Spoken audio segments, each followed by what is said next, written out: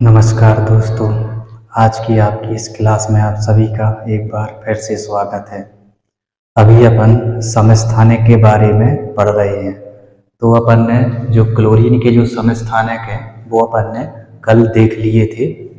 इनका जो द्रव्यमान होता है वो 35.5 होता है।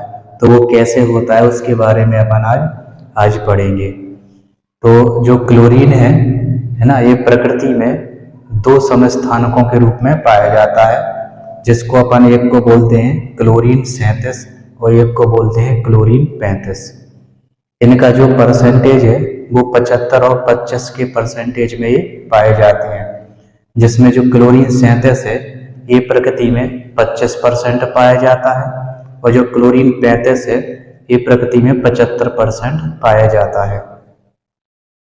यानी कि इसका मतलब ये है कि क्लोरीन है क्लोरीन 35, जो क्लोरीन 35 समस्थानिक है ये प्रकृति में 75% पाया जाता है। इसके बाद जो दूसरा है क्लोरीन 37, ये प्रकृति में 25% पाया जाता है। और जब इन दोनों का अपन एवरेज निकालते हैं, ठीक है ना, तो इसका जो द्रव्यमान है वो 35.5 आता है। 35.5 यू आता है, इसे यू यानी कि यूनिफाइड। वो कैसे आता है वो अपन देखेंगे।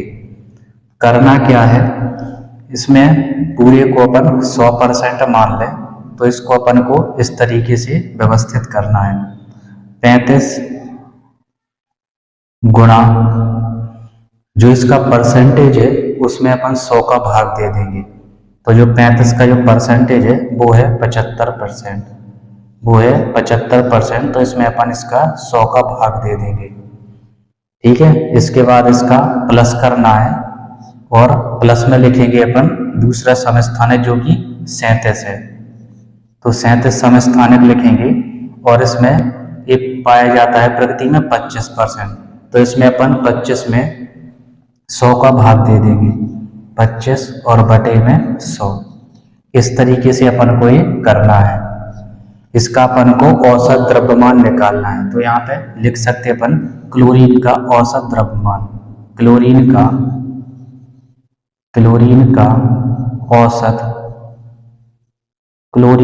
औसत परमाणु द्रव्यमान, क्लोरीन का औसत परमाणु द्रव्यमान। तो अपन को औसत द्रव्यमान कुछ इस तरीके से निकालना है। इसको अपन काट देंगे, तो इसको जब अपन काटेंगे तो ये 25 एकम 25 एक बार जाएगा और ये 4 बार जाएगा, यानी कि 25 चौको 100। इसको भी काट देंगे अपन, तो ये जाएगा 25 × 75, वो ये जाएगा 25 चौको 100।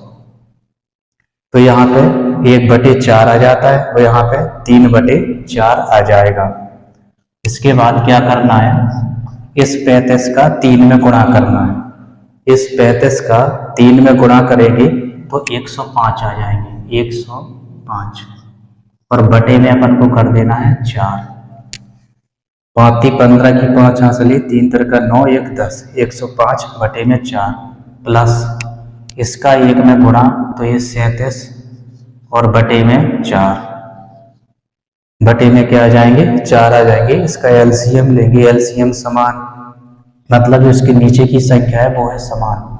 तो इसमें क्या हो जाएगा, ये दोनों को जोड़ देंगे, 105 और 37, 105 और 37 को जोड़ेंगे, है ना, तो ये हो जाएगा 142 और बटे में ये एलसीएम है तो 4 हो जाएगा।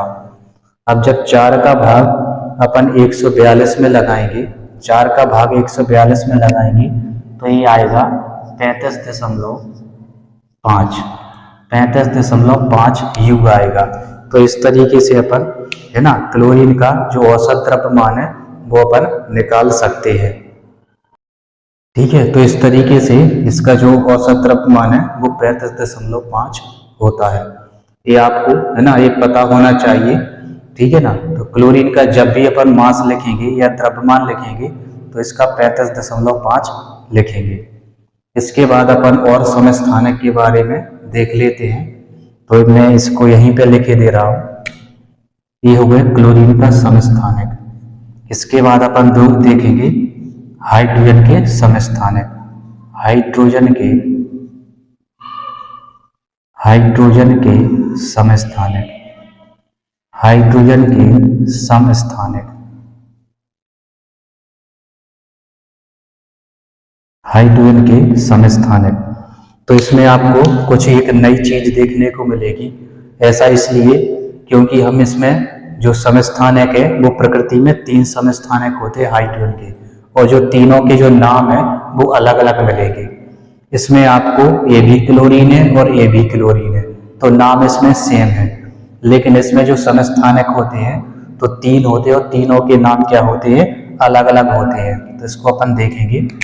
तो इसमें सबसे पहला होता है, पहला समस्थानिक है, इसको बोलते हैं अपन प्रोटियम।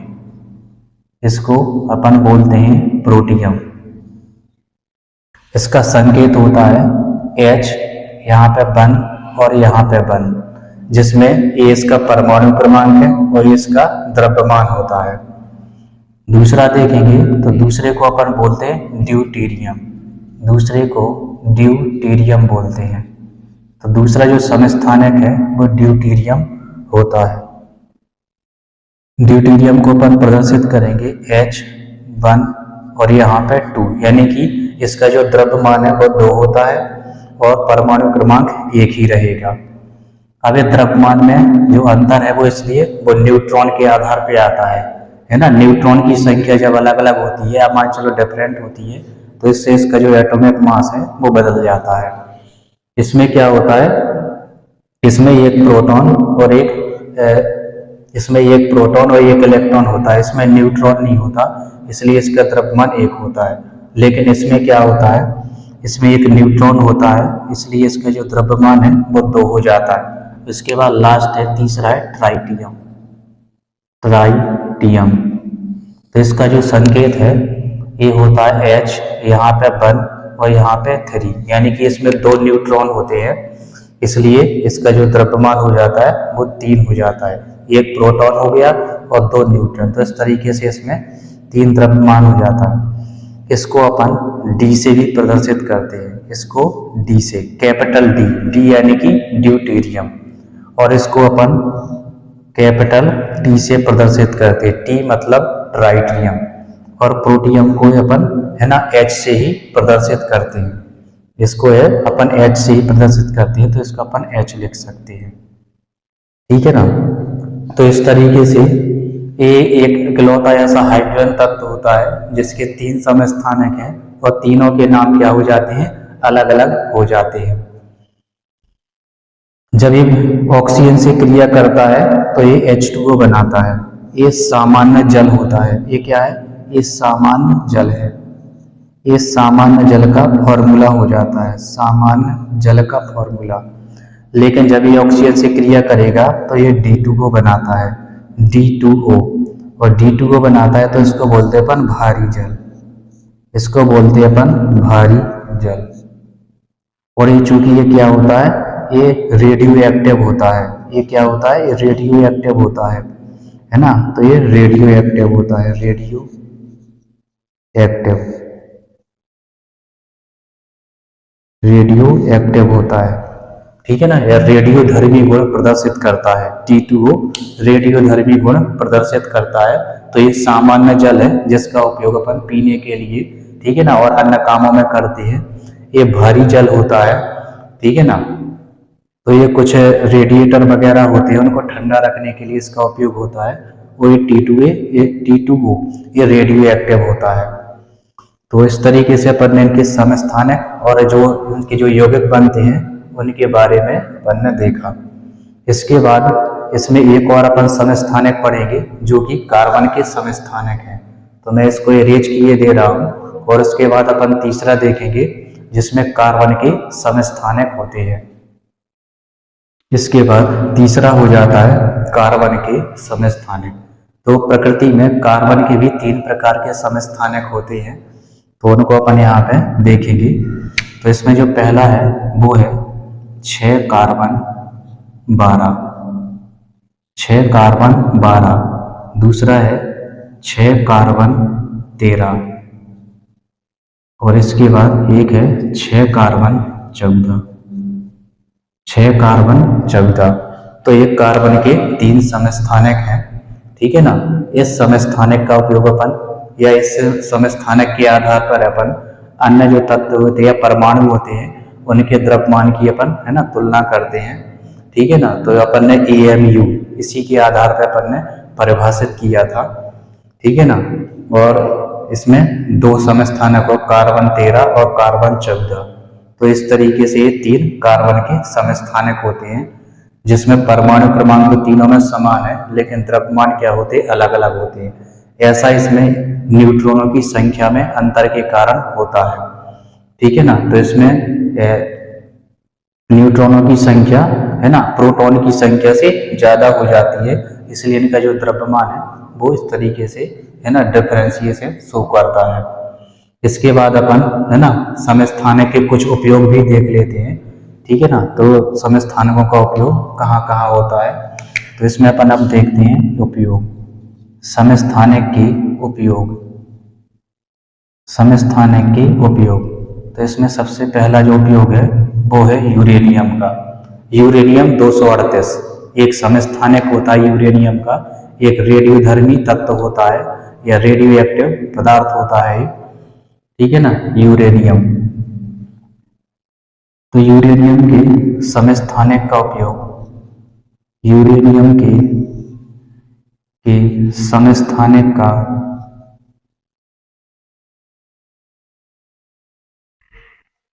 समस्थानिक का उपयोग, यूरेनियम के समस्थानिक का उपयोग परमाणु भट्टी में, परमाणु भट्टी में, परमाणु भट्टी में, परमाणु भट्टी में ईंधन के रूप में, ईंधन के रूप में, ईंधन के रूप में किया जाता है, ईंधन के रूप में, ईंधन के रूप में किया जाता है, ईंधन के रूप में किया जाता है। तो यूरेनियम का जो समस्थानिक है ना, इस समस्थानिक का उपयोग जो परमाणु भट्टी होती है उसमें ईंधन के रूप में इसका उपयोग होता है, मतलब विद्युत उत्पादन में इसका उपयोग होता है, जिसमें परमाणु क्या है विखंडित होता है और है ना ऊर्जा उत्पन्न करता है। इसके बाद दूसरा है कोबाल्ट के, कोबाल्ट के, कोबाल्ट के समस्थानिक का उपयोग, कोबाल्ट के समस्थानिक का उपयोग, कोबाल्ट के समस्थानिक का उपयोग, कैंसर के उपचार में, कैंसर के उपचार में, कैंसर के उपचार में किया जाता है, कैंसर के उपचार में किया जाता है, ठीक है ना। जो कोबाल्ट है ना, कोबाल्ट के समस्थानिक का उपयोग है ना कैंसर के उपचार में किया जाता है। इसके बाद तीसरा जो लास्ट है वो है आयोडीन, आयोडीन के समस्थानिक का उपयोग, आयोडीन, आयोडीन के समस्थानिक का उपयोग, आयोडीन के समस्थानिक का उपयोग, समस्थानिक का उपयोग घेंगा रोग, घेंगा जिसको अपन ग्वाइटर बोलते हैं या गलगंड, गले में होने वाला ये रोग होता है, घेंगा रोग के उपचार में, घेंगा रोग के उपचार में, के उपचार में किया जाता है। आयोडीन के जो समस्थानिक है ना इसका उपयोग अपन है ना घेंगा रोग के उपचार में करते हैं। तो इस तरीके से समस्थानिक के उपयोग है ना और जो समस्थानिक है वो अपन ने इसमें पढ़ लिए। इसके बाद अपन है ना समभारक के बारे में पढ़ेंगे, परिभाषा और उसके कुछ जो उदाहरण है तो अपन समभारक के बारे में देखेंगे। इसके बाद अगला है समभारक, समभारक या जिसको बोलते हैं अपन इंग्लिश में बोलते हैं आइसोबार, तो इसमें संभारक है, इसकी पहले परिभाषा देख लेते हैं। तो ये हो जाएंगे अलग अलग तत्वों के अलग अलग तत्वों के अलग अलग तत्वों के ऐसे परमाणु, अलग अलग तत्वों के ऐसे परमाणु, अलग अलग तत्वों के ऐसे परमाणु जिनके परमाणु द्रव्यमान या जिनकी परमाणु संख्या या जिनके परमाणु द्रव्यमान समान, जिनके परमाणु द्रव्यमान समान लेकिन परमाणु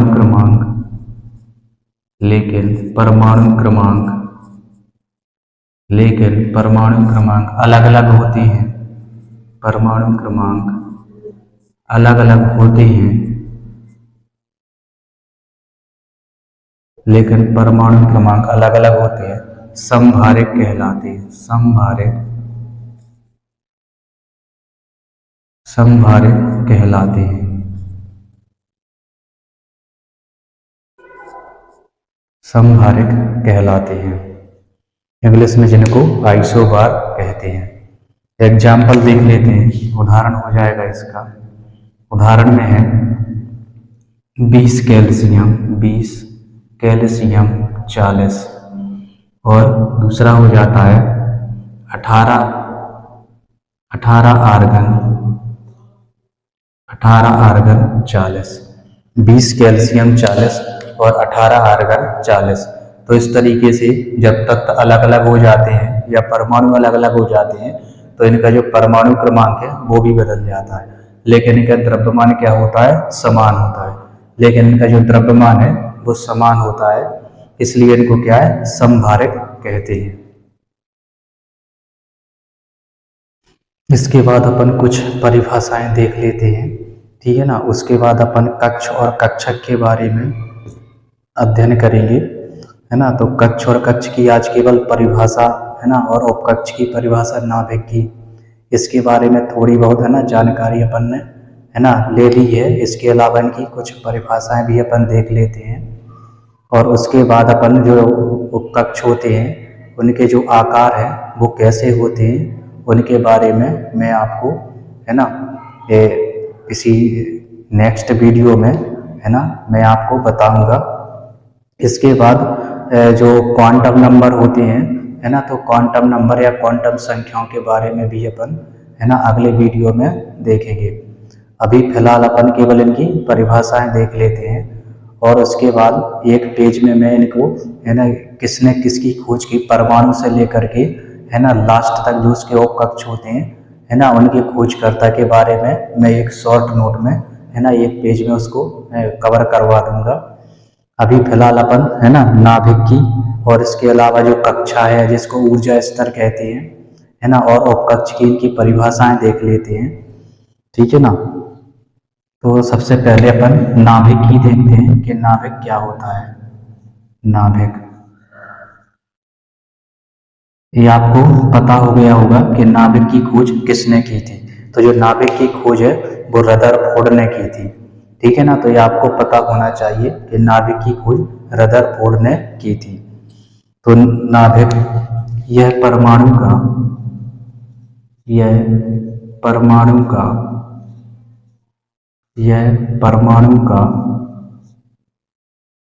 केंद्र में स्थित यह परमाणु का केंद्र में स्थित वह भाग होता है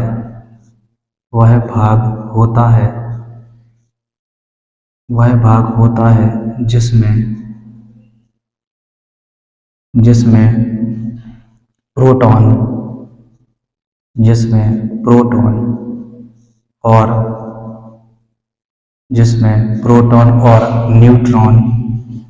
और न्यूट्रॉन स्थित होते हैं। और न्यूट्रॉन, इन दोनों को मिलाकर के, प्रोटॉन और न्यूट्रॉन, इन दोनों को मिलाकर के अपन न्यूक्लियॉन कहते हैं, ठीक है ना। तो प्रोटॉन और न्यूट्रॉन इन दोनों को मिला करके अपन न्यूक्लियॉन कह सकते हैं। और प्रोटॉन वह भाग होता है जिसमें प्रोटॉन और न्यूट्रॉन स्थित होते हैं। वह भाग होता है जिसमें प्रोटॉन और न्यूट्रॉन होते हैं। यह परमाणु का केंद्र में स्थित वह भाग होता है जिसमें प्रोटॉन और न्यूट्रॉन होते हैं। यह परमाणु का जो सबसे सूक्ष्मतम भाग होता है, ठीक है ना। और इस पे जो चार्ज है यह धनावेशित होता है। इस पे नाभिक पे जो आवेश है ना, तो इस पर जो आवेश है इस पर धनात्मक आवेश होता है। इस पर धनात्मक आवेश होता है।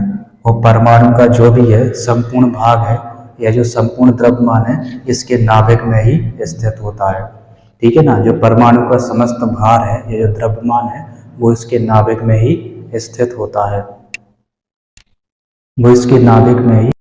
इसके बाद अपन कोश के बारे में देख लेते हैं। इसके बाद है कोश, या इसको कक्षा बोलते हैं, कक्षा बोल सकते हैं, ठीक है ना। कक्ष भी बोल सकते हैं इसको, कक्षा, कक्ष या कोश भी कहते हैं इसको, ठीक है। और इंग्लिश में इसका इंग्लिश शब्द हो जाता है सेल। इंग्लिश में इसको बोलते हैं सेल, कोश बोलते हैं इसको। कक्षा, कोश, कक्ष या फिर ऊर्जा स्तर भी कहते हैं इसको, ठीक है ना। ऊर्जा स्तर या ऑर्बिट भी बोलते हैं इसको। इंग्लिश में नाम इसका ऑर्बिट भी है और सेल भी है। इसके बहुत सारे नाम होते हैं, है ना। कक्षा भी बोल सकते हैं इसको, कक्ष भी बोल सकते हैं, है ना। कोश भी बोल सकते हैं, ऊर्जा स्तर भी बोल सकते हैं, और इसके अलावा इसको सेल भी बोल सकते हैं। तो इतने सारे इसके नाम होते हैं। इनकी जो खोज है ये बोर ने की थी। जो नील्स बोर थे उन्होंने ही परमाणु के, है ना, ऊर्जा स्तर बताए थे। इसकी परिभाषा हो जाएगी, परमाणु में नाभिक के चारों ओर, परमाणु में नाभिक के चारों ओर, परमाणु में नाभिक के चारों ओर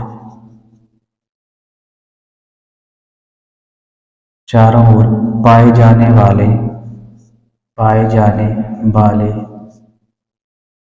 जाने वाले निश्चित ऊर्जा स्तर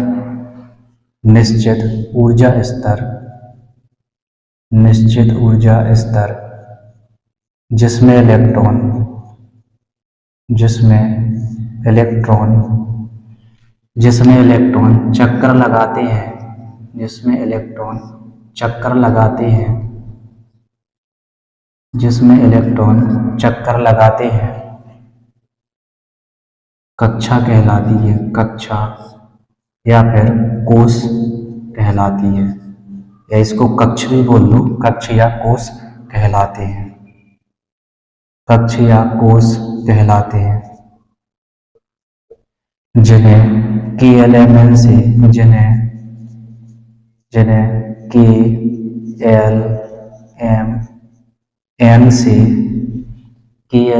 से दर्शाते हैं,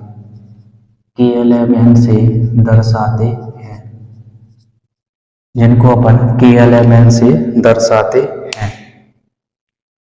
तो ये ऊर्जा स्तर होते हैं और इनकी खोज है ये बोर ने की थी, ठीक है ना। तो ये बोर के अनुसार है। इसके बाद आती है लास्ट में उपकक्ष। इसके बाद है उपकक्ष या जिनको उपकोष बोलते हैं, उपकोष। इनको ऑर्बिटल बोलते हैं, उपकोष कहते हैं, यानी कि SPD। इसके अंदर भी होते हैं, है ना, ऑर्बिटल। इसमें देखेंगे अपन सोमरफील्ड के अनुसार, ये बोर के अनुसार है, बोर के अनुसार, बोर के अनुसार इसमें लिखो सोमरफील्ड के अनुसार, सोमरफील्ड के अनुसार,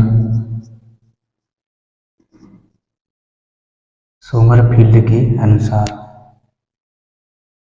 कक्ष में, सोमरफील्ड के अनुसार कक्ष में, सोमरफील्ड के अनुसार कक्ष में या कक्षों के अंदर, कक्षों के अंदर, कक्षों के अंदर, कक्षों के अंदर कक्ष की ऊर्जा, कक्ष की ऊर्जा, कक्ष की ऊर्जा से कम ऊर्जा वाले, कक्ष की ऊर्जा से कम ऊर्जा वाले, कम ऊर्जा वाले, कक्ष की ऊर्जा से कम ऊर्जा वाले ऊर्जा स्तर, ऊर्जा स्तर होते हैं, ऊर्जा स्तर होते हैं, ऊर्जा स्तर होते हैं, जिन्हें उपकक्ष कहते हैं, जिन्हें उपकक्ष या उपकोष कहते हैं, जिन्हें उपकक्ष या उपकोष या फिर सबसेल, या फिर सबसेल कहते हैं, सबसेल कहते हैं। और इन्हें SPDF, और इनको SPDF द्वारा दर्शाते हैं, और इनको SPDF द्वारा दर्शाते हैं, और इनको SPDF के द्वारा दर्शाते हैं। ठीक है ना। तो इस तरीके से ये है ना कक्ष, कक्षा, कक्ष, कोष या ऊर्जा स्तर, है ना, या इनको कोष या फिर है ना उपकक्ष कहते हैं। तो ये बोर के अनुसार है, ये बोर ने बताया था, ठीक है, वही सोमरफील्ड ने बताया था इन उपकक्षों के बारे में। तो अपन ने इतना ये सब पढ़ लिया है। तो अगले जो वीडियो है ना, आगे वाले जो वीडियो हैं वो बहुत ही रोमांचकारी और नई नई चीज़ों वाले या नई नई जानकारी वाले होने वाले हैं। ठीक है ना। तो इसके बाद अपन है ना उपकक्षों की आकृति कैसी होती है, ठीक है ना, और ये कितने प्रकार के, इनके प्रकार भी होते हैं, ये कौन कौन से प्रकार के होते हैं ये, ठीक है। और इसके अलावा अपन क्वांटम नंबर है ना भी देखेंगे, क्वांटम नंबर क्या होती है, इनसे क्या जानकारी मिलती है।